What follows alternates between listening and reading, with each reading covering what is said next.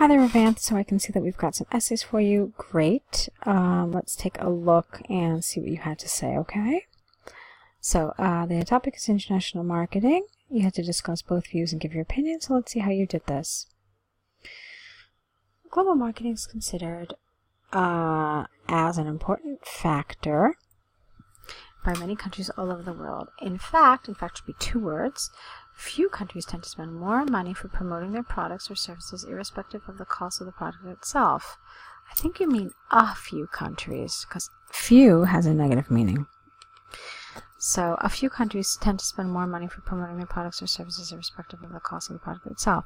This makes clear that they are highly confident that they can gain profits even though the marketing cost is high.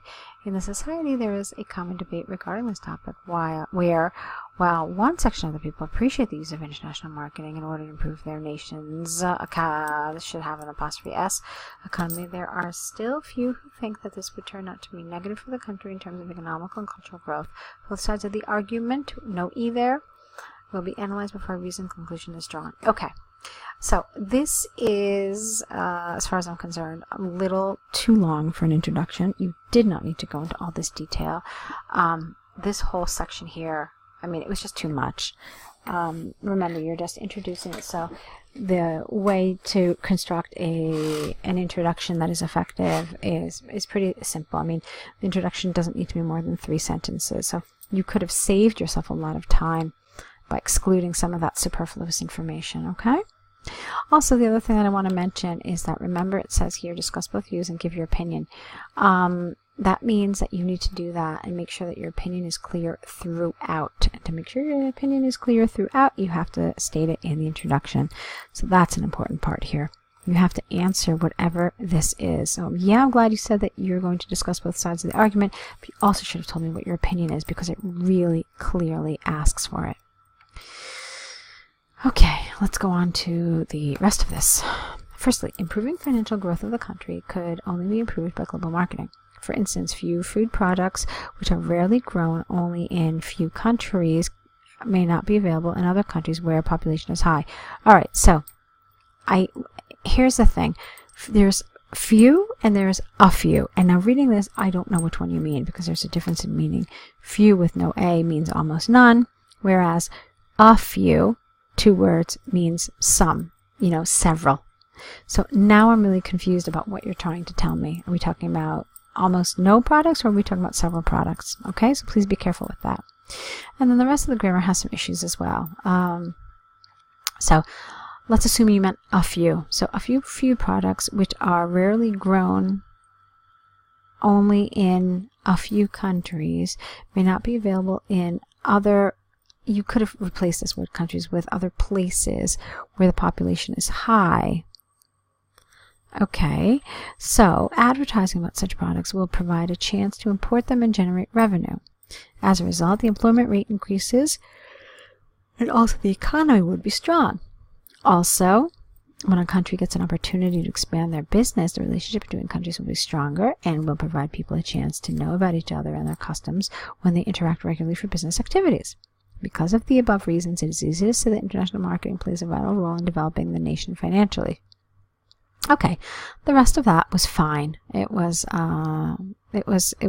pretty good. Okay. So next paragraph. However, on the other side of the argument, careful with your spelling. Few, there it is again. Few, meaning almost none. So help me out with this and make it clear. So few say, if you mean a few, then you really could have just said here some. That would have made sense. So some say that using marketing skills on a global level will reveal the secrets which are followed by their country in order to maintain uniqueness in business and cultural areas. All right, this for me is a little informal, say, okay? So you could have just said, for instance, and that would have been nice. So, for instance, if any country where beer is popular, you didn't need in their location, that's not necessary. So, for instance, if any country where beer is popular tries to market it, careful here, it, because it's beer, it globally, all right, you can't say global wide, it's worldwide, all right, or else you could say globally. Here's that few again. So I would say some national leaders may oppose them, as they feel these kinds of soils spoil their own culture and the relationship with that countries would become weak. Okay, grammar. You're saying oppose them. Oppose who? Oppose what? I mean, are we talking about the beer here? You've got a plural here, and I'm confused because there was no other plural in your sentence, so I don't know what you're referring to. And then the relationships with those countries would become weak. I don't know where your connection is. Like, why would these places spoil? I'm confused about this argument. Like, I'm not getting the connection. Why would they spoil their own culture? It's just not clear to me. I feel like you went from point A to point D, but you skipped B and C. Okay. So also marketing their own products or services to other nations, no comma, may reveal the confidentiality which no longer makes their country a superior, makes their country, I don't know, maybe unique? I'm not really sure here in the world. Everyone would start implementing the same actions. Yeah, maybe you don't mean superior, but maybe you just mean unique. Perhaps.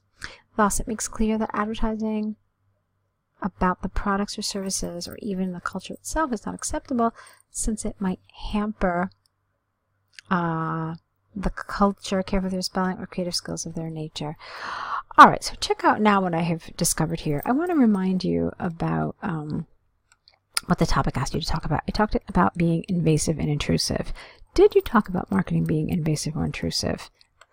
So-so, okay, so-so. You just talked a little bit about it being, the country's uniqueness, but never this issue of, being invasive or being an intrusive.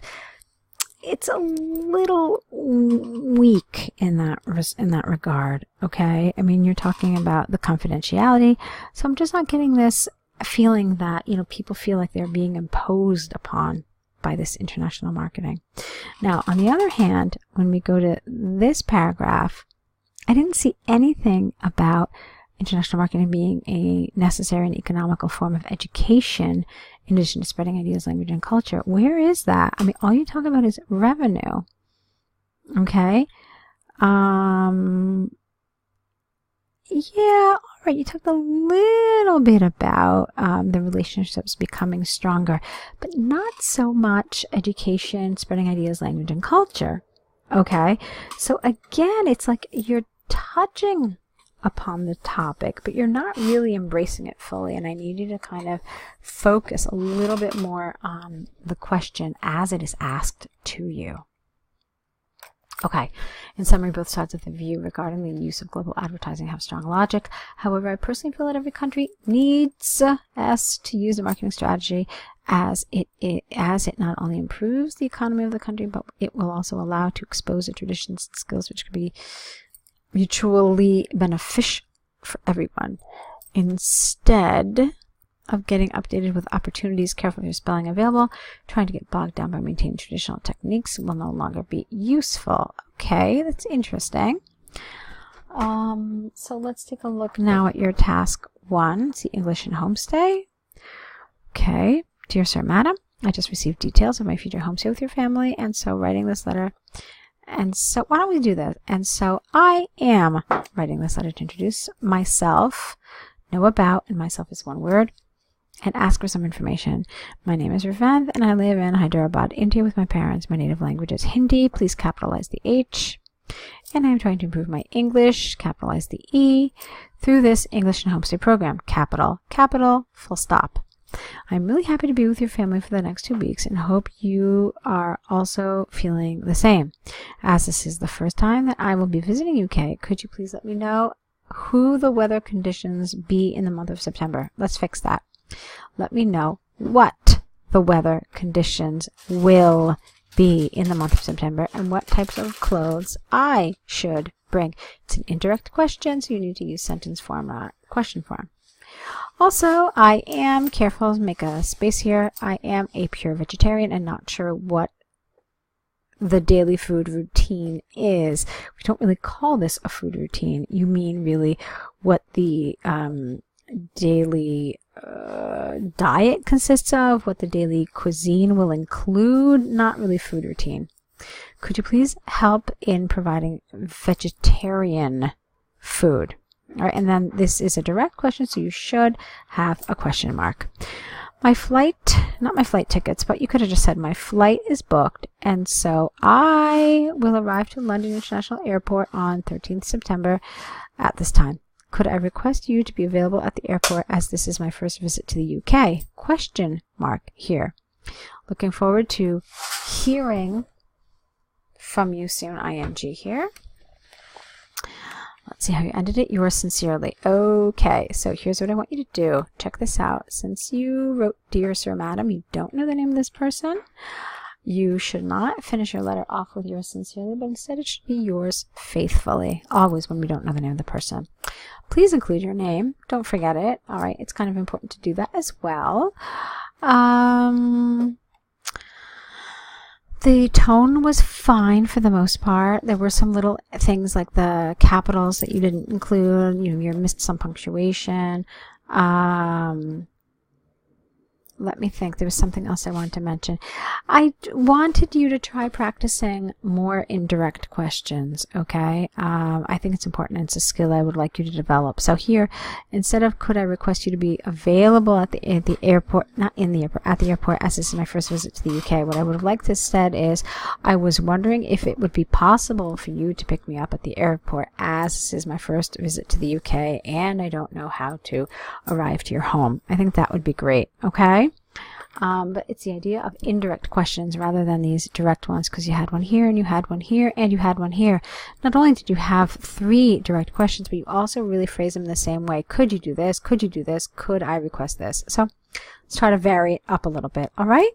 Some nice things happening in both of these essays, though, so it looks like you're on the right track, but I would like us to work together more. I think that with continued feedback, you can really improve and reach the IELTS goals that you have. So with that brings us to the end of this correction. I really want to see more of your essays, so I wish you lots of good luck and keep on writing.